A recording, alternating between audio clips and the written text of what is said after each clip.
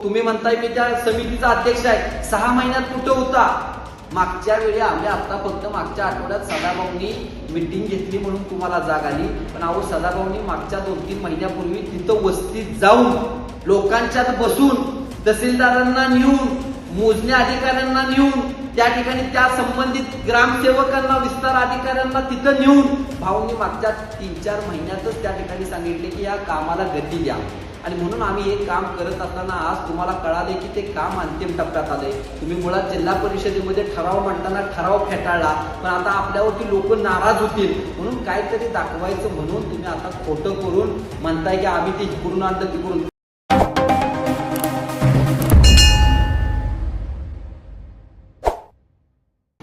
नमस्कार. आपण बघतोय की बागणी गावातील जो 95 घरांचा अतिक्रमणाचा जो विषय आहे त्या बाबतीत आदरणीय जयंत पाटील साहेबांनी काल वक्तव्य केले की ते त्याचा पाठपुरावा गेली कित्येक वर्ष करत आहेत. मला आवर्जून सांगायचं आहे की मुळात हा आजचा प्रश्न नाही. 30 ते 40 वर्ष झालं त्या लोकांची घरं अतिक्रमणची नियमानुकूल करायचे, पण कुणी त्यांच्याकडे लक्ष दिलं नाही.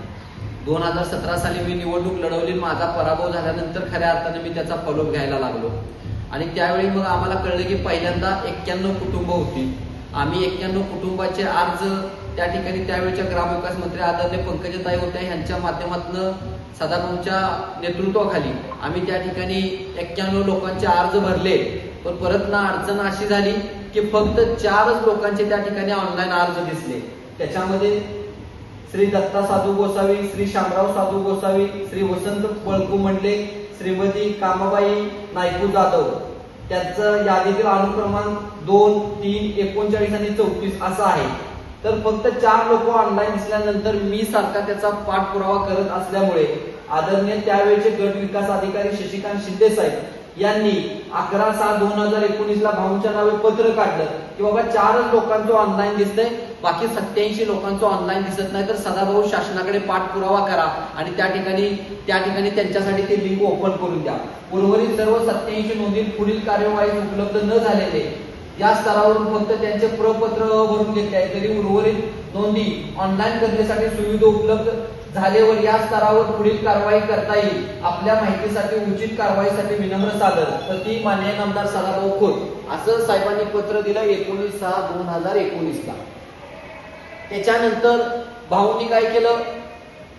कृषी पणन मंत्री भाऊ पाणी पुरवठा होते. भाऊंनी ग्रामविकास विभागाला आदरणीय पंकजिताई प्रति नामदार श्रीमती पंकजाताई मुंडे, मंत्री ग्रामविकास मंत्रालय मुंबई, त्यांना भाऊंनी पत्र काढलं 11/6/2019 ला. ग्रामविकास विभागाच्या दिनांक 20/8/2018 नुसार ग्रामपंचायत मुजे बांगणी तालुका वाळवा मध्ये जिल्हा परिषद सांगली मालकीच्या सर्वे नंबर 343 मधील अतिक्रमण नियमानुकूल करण्यासाठी 91 लाभार्थ्यांची प्रपत्र भरून ऑनलाईन करण्यात आली होती.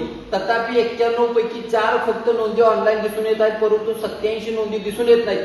सदर 87 नोंदी ऑनलाईन करण्यासाठी सुविधा उपलब्ध झालेली नसल्याने पुढील कारवाई करत येत नसल्याचे गट विकास अधिकारी वाळवा पंचायत समिती यांचे म्हणणे आहे. त्यामुळे सदर 87 जणांचे अतिक्रमण नियमानुकूल होण्यासाठी प्रपत्र ब आक्षेप ऑनलाईन करण्यास परवानगी देण्याबाबत संबंधितांना आदेश होण्यास विनंती, असे आदरणीय भाऊ पंकजाताईंना त्या ठिकाणी आपण बघतोय 19/6/2019 ला पत्र देऊन समक्ष भेटून त्या ठिकाणी भाऊंनी मागणी केली. मग त्यानंतर ग्रामविकास विभागानं त्या ठिकाणी बघा आपण शासन निर्णय काढला 23 ऑगस्ट 2019 प्रति मुख्य कार्यकारी अधिकारी जिल्हा परिषद सर्व ग्रामीण भागातील शासकीय जमिनीवरील निवासी प्रयोजनात केलेली अतिक्रमणे नियमानुकूल करणे आणि त्याच्यानुसार सांगितलं काही तांत्रिक कारणामुळे 15 नोव्हेंबर 2018. आता ह्याच्या पुढे जरा डायरेक्ट मुद्दा बघतो बघा.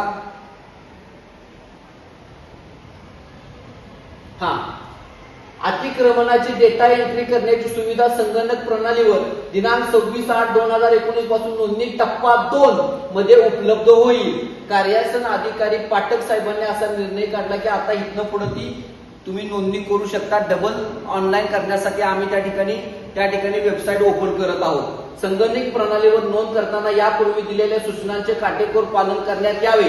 तसेच पत्रासोबत जोडल्याप्रमाणे सुधारित परिशिष्ट तयार करून त्यांची नोंदी संगणकीय प्रणालीवर घेण्यात यावी. मग मी स्वतः त्याच्यानंतर तुम्ही बघाल की मी स्वतः त्या ठिकाणी 28 ऑगस्ट 2019ला मी स्वतः त्या ठिकाणी पंचायत समितीमध्ये गेलो आणि मी माझ्या फेसबुकवरून ही पोस्ट टाकली. 28 ऑगस्ट 2019 आपली ओळख ही आपण कामातून करत असतो. बागणी तालुका वाळवा जिल्हा सांगली येथे गेली 40 वर्ष तेथील 91 कुटुंब जिल्हा परिषदेच्या जागेत राहत आहेत. ती जागा जिल्हा परिषदेच्या नावावर असल्यामुळे त्यांना घरकुल व इतर शासकीय लाभ घेता येत नाहीत. म्हणून गेली 40 वर्ष ती जागा त्यांच्या नावावर व्हावी यासाठी तेथील लोक झगडत आहेत. आणि म्हणून मी हा प्रश्न नामदार सदाभाऊ खोत यांच्या माध्यमातून सोडवू असा शब्द दिला होता. तेव्हापासून मी स्वतः आणि तेथील रामदास थोरात जो युवक 4 वर्ष झाले याच्यासाठी अथक प्रयत्न घेत आहे, त्याच्या मदतीने ती जागा लोकांच्या नावावर यासाठी आम्ही प्रयत्न करत आहोत. 3 महिन्यापूर्वी आम्ही 91 कुटुंबाची यादी अपलोड केलेली. 3 महिन्याच्या पूर्वी आम्ही यादी अपलोड केलेली. सागर खोत 28 ऑगस्ट 2019 ही माझी पोस्ट आहे. यादी आम्ही अपलोड केलेली पण ती झाली नव्हती म्हणून परत ना करायला घेतली आम्ही.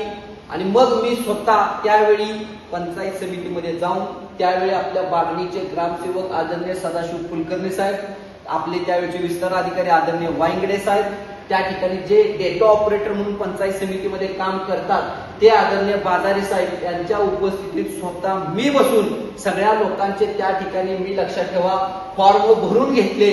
आणि फॉर्म भरून घेतल्यानंतर मग त्या ठिकाणी त्या कामाला गती लागली. त्याच्यानंतर 2019ला सरकार गेलं, काम थांबलं. आमचा रामदास त्या ठिकाणी राष्ट्रवादीत गेला. त्यानंतर तुमचं 3 वर्ष सरकार होतं. तुम्ही त्याच्यानंतर सुद्धा 3 वर्ष महाविकास आघाडीत मंत्री होता. काय केलं तुम्ही? एक बैठक त्या 3 वर्षात घेतली. ह्याच्या आधी तरी कधी ह्याच्यावर बैठक घेतल्या? पण पुन्हा एकनाथ शिंदे मंत्री झाल्या, एकनाथ शिंदे साहेबांचं सरकार आल्यावर पुन्हा मला त्याचा फॉलो घ्यावा लागला आणि ह्या कामाला पुन्हा गती द्यावी लागली.